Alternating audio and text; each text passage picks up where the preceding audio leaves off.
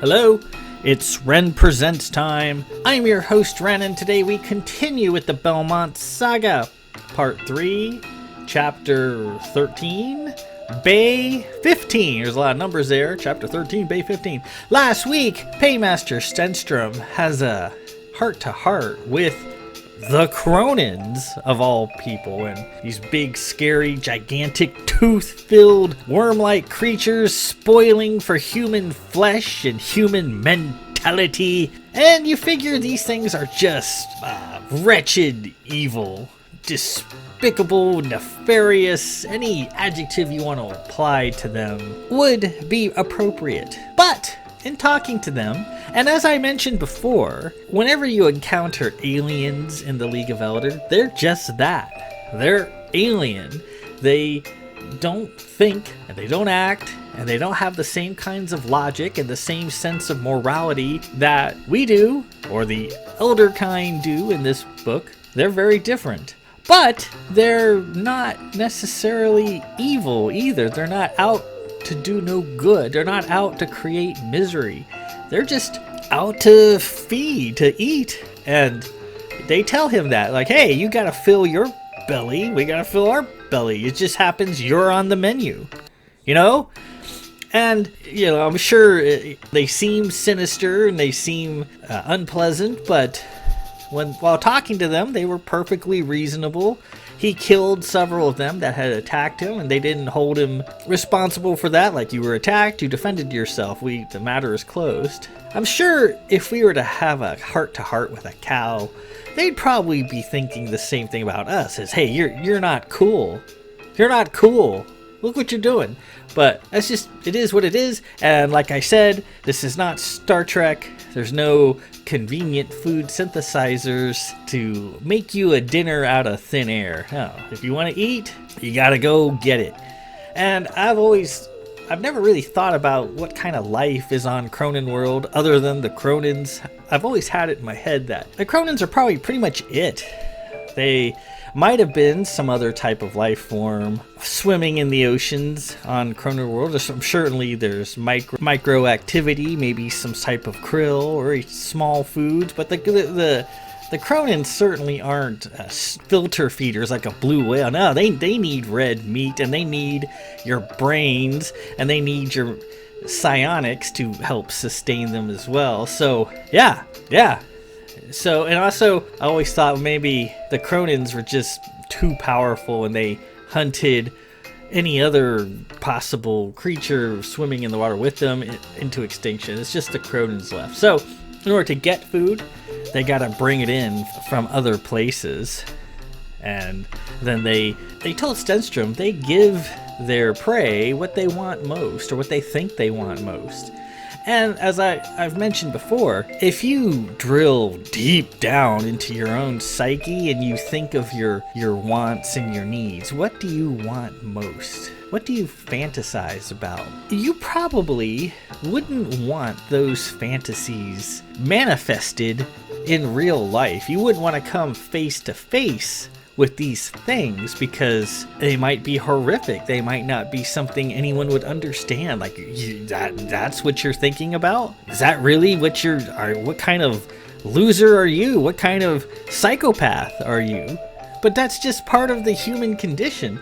And most people's innermost thoughts, innermost wants and needs and fantasies are just that. Just a passing reflection, a passing moment that you don't expect to actually have to deal with. And if you do have to deal with it, you might not be too happy about it. And that's what the Cronins are giving these people. They're giving them things dredged from their psyches that cause them terror when confronted with them. But anyways, enough of that. And then the Cronins say, okay, you've got your little guns and you can kill us, which, we're trying to figure that out, how that works, but you can obviously shoot us dead at your whim, but we've got your ship and it's trying to get to the surface, and we can, if we all put our heads into it, we can make bad things happen to that ship. But if you promise just to you can have your ship and you can go, and then we will continue doing what we're doing, but you're not going to find us here again. And he says, fine.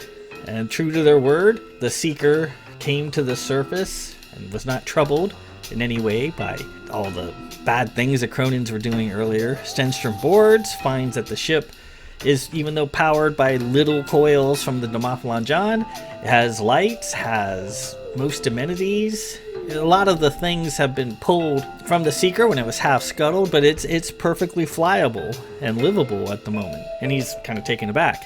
And then he puts a call out to the fleet to say, hey, there's this creepy ship to head on the Hearth that's around here, and it needs to be taken down hard. We have wounded and we're unarmed, so we're heading back to the League to take care of our own here. But maybe someone could come and put the sword to the Drury brothers, so they deserve it. Anyways, that's where we are. It's a fairly short chapter. Again, we are hemming to the end. We only have, after this one, 2 more chapters and then a really short epilogue. And that's it! The Belmont Saga is over at last. 67, well, more than that, getting on 70 chapters. It's been a long one, and that's for sure, but I am hopeful that you have enjoyed it. In any event, let's proceed immediately. Part 3, Chapter 13, Bay 15.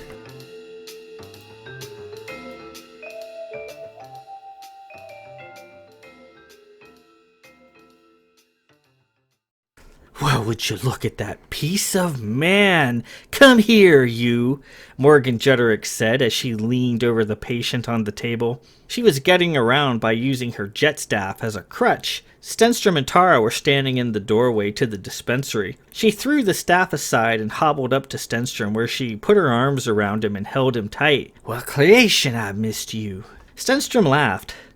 Oh, that's a fine sentiment, Morgan, but you've only just met me a few hours ago, so I feel I've known you forever. And just look how handsome. I'm gonna have that mask off you before long. He took a good hard look at her. Morgan was certainly a beautiful woman, and something else. She transformed before his eyes, her skin turning a distinct shade of blue, her smooth skin painted in fanciful strokes from an invisible brush. On her left cheek and brow was a golden crest depicting a burning globe, the crest of the Sisterhood of Light, and orbiting her head was a single word, Vida.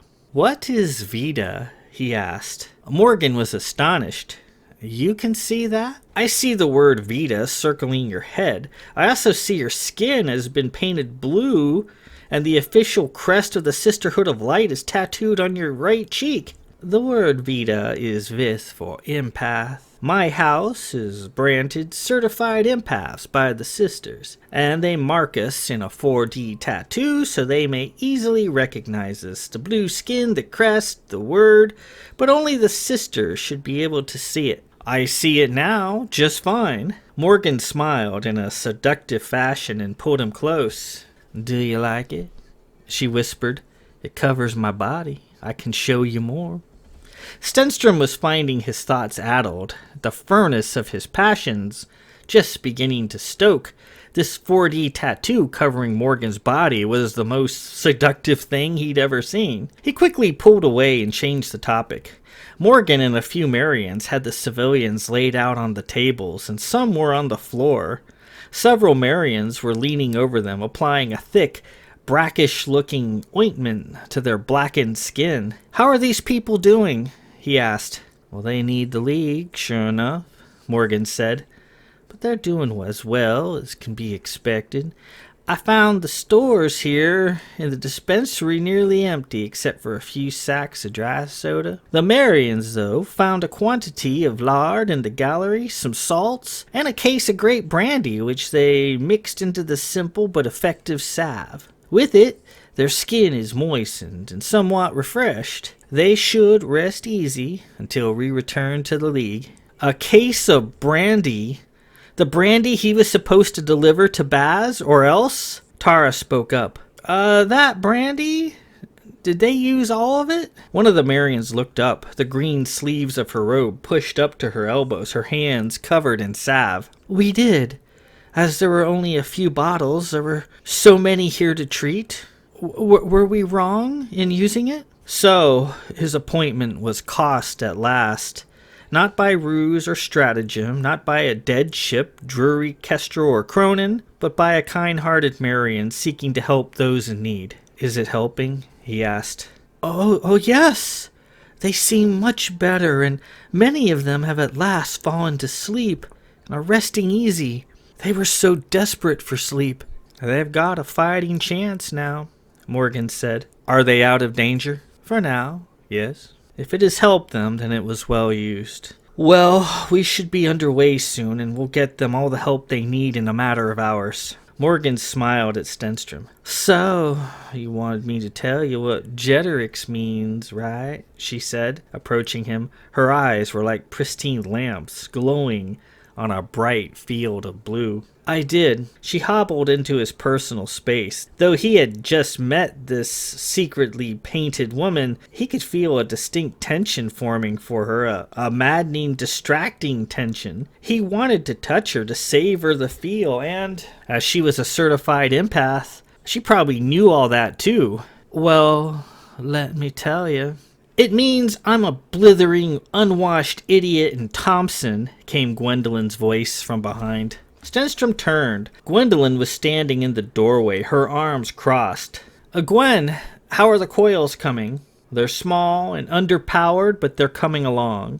Should be ready to make sail in another few minutes. Stenstrom was amazed. Well, excellent work. Would you care to inspect them? The comm buzzed in. Captain Stenstrom, came crewman Clement's voice. Aye, Stenstrom replied, still unused to hearing such a thing. Sir, we have a fix on the head on the hearth. A vessel matching her description is besetting a passenger liner just off the shipping lanes. We're receiving an uncoded distress signal begging for help. What is a passenger liner doing off the shipping lanes? Gwendolyn asked. Apparently she's full of Zaffin refugees. They were fleeing to the League, the comm replied. Inform the fleet. Gwen, we need to make sail immediately. Are we going to engage the Druries? We are. We have no weapons. We can't fight. No, but we can divert the head from the liner and hold her here until the fleet arrives. Stenstrom and Tara returned to the bridge. What is our status, please? We are reading minimum power reserves required to launch and make orbit, crewman Alistair said, looking at the screens on the missives panel. Stenstrom turned to Aram. Are we ready?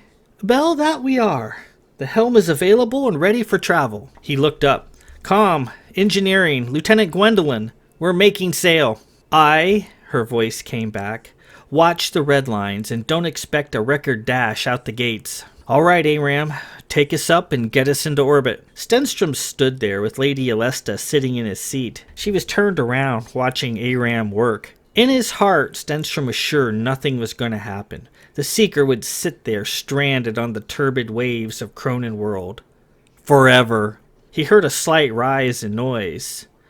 1,000 feet, Aram said. We're at 1,000 feet already, Aram? No, sir. Now we're at 2,000 feet. Pitching up and accelerating to standard parking speed. How's it feel? Stenstrom asked, not feeling the motion at all. Aram looked at him. Like a dream, Bell. Sensing, are we still reading the head? Aye, sir. How far? She's at 3:45 a.m., mark 7:17 p.m., 8,000 miles. She seems to have stopped. Stenstrom addressed the bridge. We've a slight change in plans. The head has attacked a civilian liner full of innocent souls. We have called the fleet, however they are still yet to arrive. We don't have anything to fight with, but with luck, we can hold them long enough to protect the liner and await the fleet. Oh, creation, Bell! We can hold those fools all the damn livelong day, Tara said. The bridge agreed. After all they'd been through at the hands of the Druries, they were spoiling for a fight. Well, so be it. When we arrive, we'll think of something. Crewman Clement looked at the comm. Sir, he said, I don't think we're completely unarmed. They stepped into the darkened bay. The place smelled of old shot blasts and cordite. Gwendolyn carefully stepped into the bay and stood near Stenstrom. She looked around in the dark. Crewman Clement and Alistair also entered. I thought you'd want to see this right away, sir, Clement said. Stenstrom took a breath. Okay, crewman, what are we looking at here? In the dark was a gangly Z-shaped robotic assembly. This, sir, he said, is battle shot battery number 15, starboard. Stenstrom took in the sight. It was a large robotic arm about 20 feet tall, mounting a sturdy armature and a circular cluster of 15 rotating barrels, mounted at the top, 10 feet long each. There was an empty belt feeding the armature and what appeared to be a well-worn track leading out towards the closed doors. Gwendolyn looked at it. Please go on, crewman. It's an old-style Harm 6 long-barrel battle-shot battery. They used to be a fleet standard for short-range ship-to-ship combat until the SAR beams sort of put them out to pasture. Though big and looming, the gun looked quiet and asleep. This baby can upload upwards of 200,000 rounds a minute. Tara, I thought all the battle-shot batteries aboard the Seeker had previously been removed for retooling, Stenstrom said. Well, they were, except for this one, Clement said. This gun has been used so much over the years, the bolts holding it to its run-out platforms are fused in place. The craftsmen who removed all the battle-shot batteries previously couldn't get it out, and they were going to cut the gun out of its position with laser torches during the Seeker's refit. It's all in the comm report. Gwendolyn ran a finger up the length of its armature. There was a red label affixed to its housing. She scowled. No, Clement, look at this. This gun has been condemned by fleet engineering. Clement was a little embarrassed. Stenstrom studied the towering, silent gun. Oh, come on now, Gwen, he said. Let's think creatively for a moment. Has this gun been branded defective because it's actually broken? Or simply because a regulation in a manual somewhere says it's defective due to some time limit being met and expired? Do we have any ordnance for it? I found a drum containing 250 rounds in a bin marked defective, Clement said. Defective? Gwendolyn replied. Stenstrom winced. 250 rounds at the rate of speed these long-barrel battle-shot batteries fire. 250 rounds will last about a fourth of a second. Tara gave the battery a rap. Yeah, but it'll be a fourth of a second of pure hell.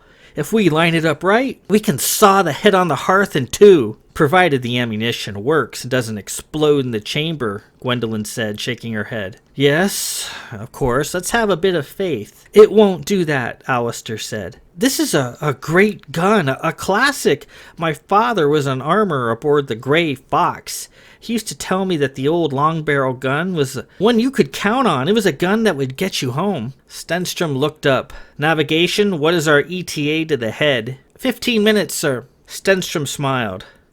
Well then, let's load her up and run her out. And with that, we conclude Part 3, Chapter 13, Bay 15. So, if you're, it's been a long book, but if you remember, Stenstrom's mission was to get cases of Admiral Durlus brandy to Baz, to Teflagar Martin II, more specifically, to be served to the Admiralty as at a ball. And he had 12 days to do it. The Marians and Morgan Jeterix found the brandy and used it to make a salve to assist the civilians who'd been in the tank. So essentially his mission is cost. It's over with. He has no brandy left to present to Admiral Durlus. So he's going to lose his chair. His mission, his appointment is now forfeit. He can't become the captain of the Seeker. But being a practical guy, he said, well, did it work? Did it help these people? And they said yes, Dave. It's soothed them enough that they were able to get some rest, get some sleep, which they desperately needed. And okay, that's fine. I can deal with the appointment later. It's irrelevant. These people needed help. And then they find now that the Seeker's sensing gear is working halfway decently, they see the head off in space, and it's attacking a Zaffin freighter full of civilians trying to flee to the League.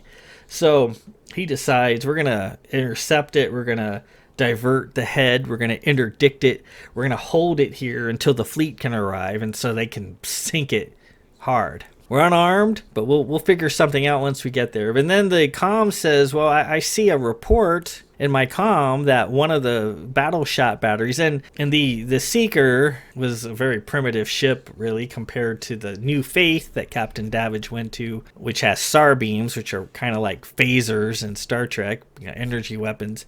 The Seeker mostly had canister missiles, and for close-in action guns, battle shot batteries that would be run out into space and fire just a lot of lead at another ship, and they were very effective because there was a lot of them, and they could take down other ships with these guns that just unload a hail of lead, explosive lead.